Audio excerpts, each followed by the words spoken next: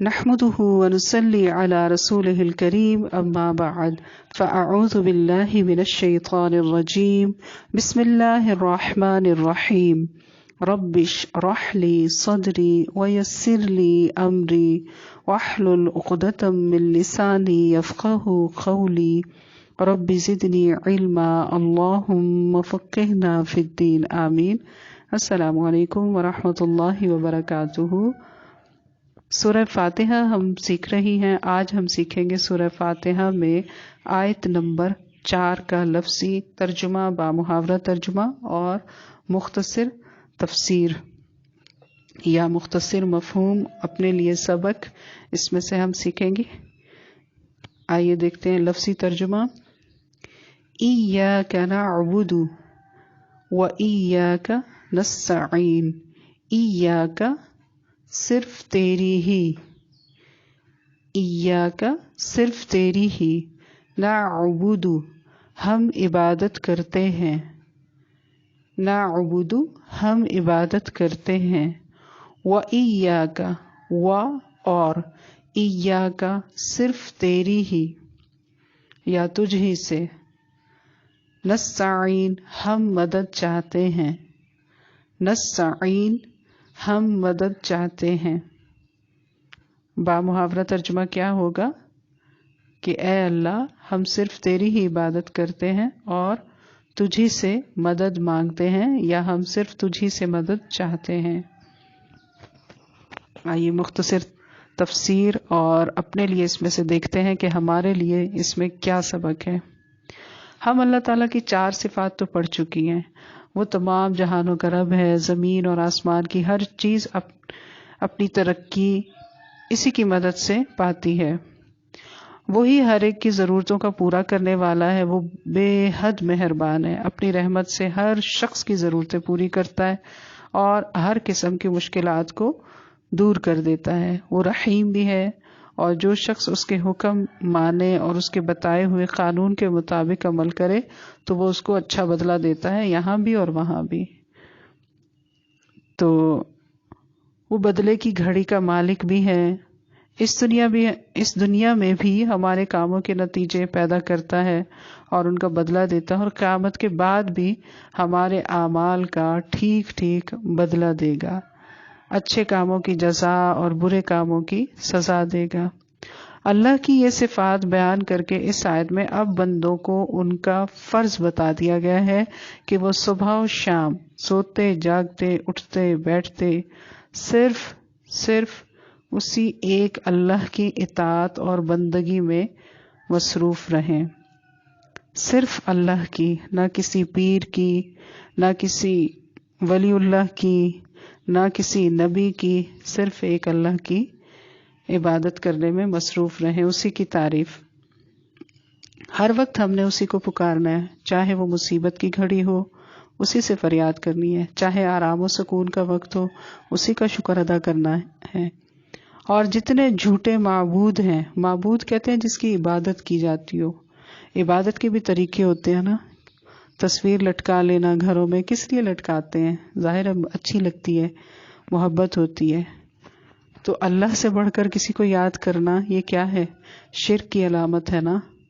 ہر انسان سے محبت کا حکم ہے، لیکن اس کی عبادت کا حکم نہیں ہے، اس کی پوجا کا حکم نہیں ہے، اس کو یاد کرنے کا حکم نہیں ہے۔ ہر چیز اسلام کے اندر اعتدال میں، اللہ پاک ہمیں وہ اعتدال دے۔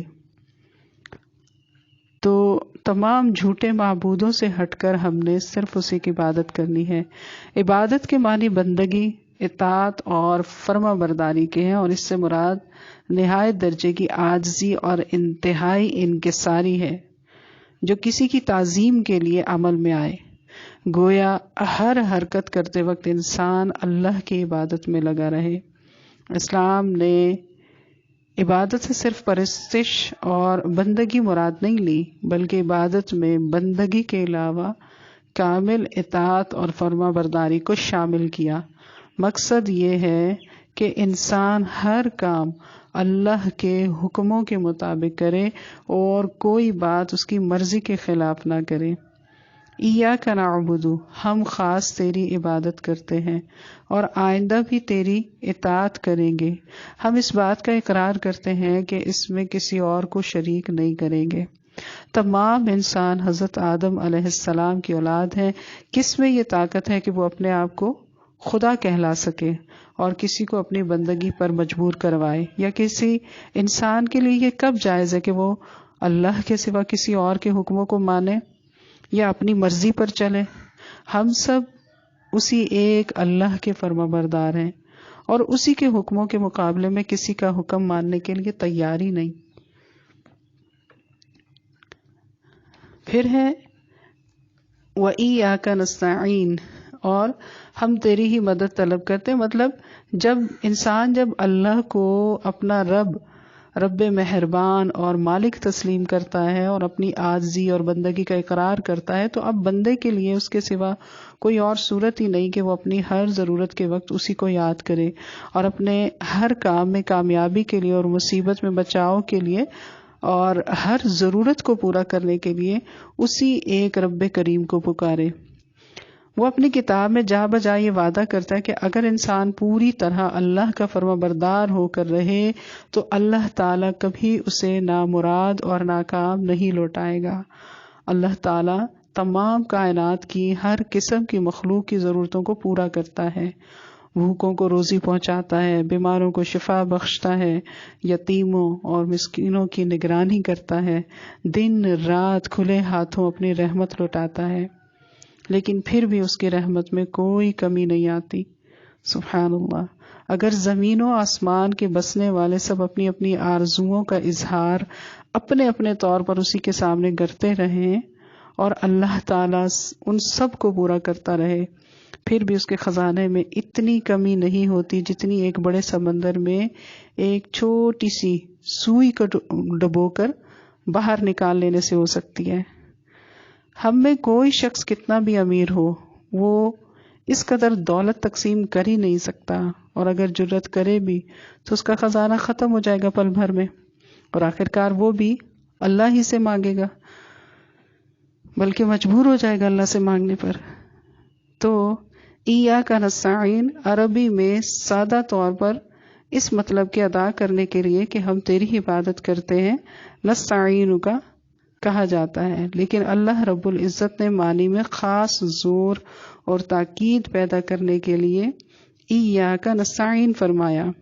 اب اس کے معنی یہ ہو گئے کہ ہم سب کو چھوڑ کر صرف اے اللہ تجھی سے مدد مانگتے ہیں. انسان کی بے بسی اور بے چارگی کا تقاضا ہے کہ وہ کسی ضرورت کے لیے اللہ کے سوا کسی اور سے مدد نہ مانگے، ہر امتحان میں اسی کا سہارا ڈھونڈے، ہر مصیبت میں اسی سے نجات مانگے، ہر مہم میں کامیابی کے لیے اللہ ہی کو پکارے. اس کے سوا کوئی اور ہے بھی کون جو اس کے درد دل کا درما بن سکے.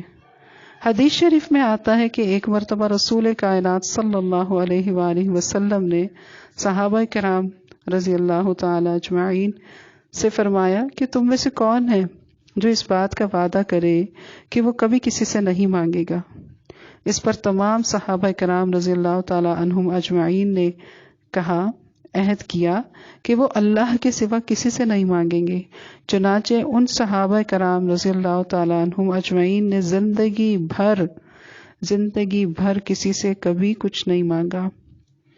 بعض لوگوں نے یہاں تک کیا کہ اگر سواری پر بیٹھے ہوئے چابک گر جاتا، گھوڑے پر بیٹھنا آسان نہیں ہوتا، بہت مشکل ہوتا ہے، اونٹ پہ گھوڑے پہ بیٹھنا مشکل ہوتا ہے، اس سے نیچے اترنا چڑھنا ایک اچھا خاصا مشکل کام ہوتا ہے، تو کیا کرتے کہ اگر سواری پر بیٹھے ہوئے چابک گر جاتا تو کسی سے چابک اٹھا کر دینے کو نہ کہتے بلکہ خود اترتے اور چابک اٹھا لیتے.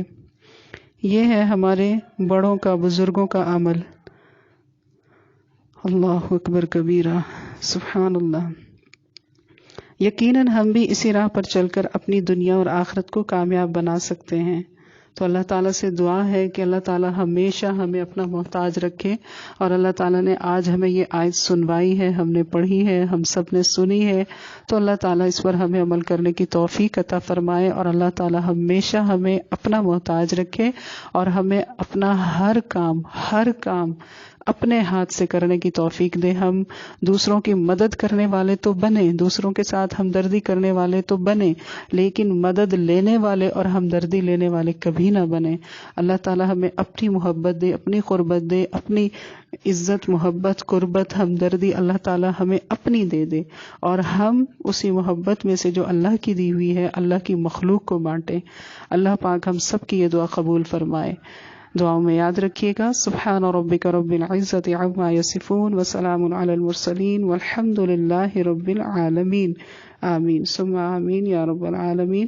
السلام علیکم ورحمۃ اللہ وبرکاتہ.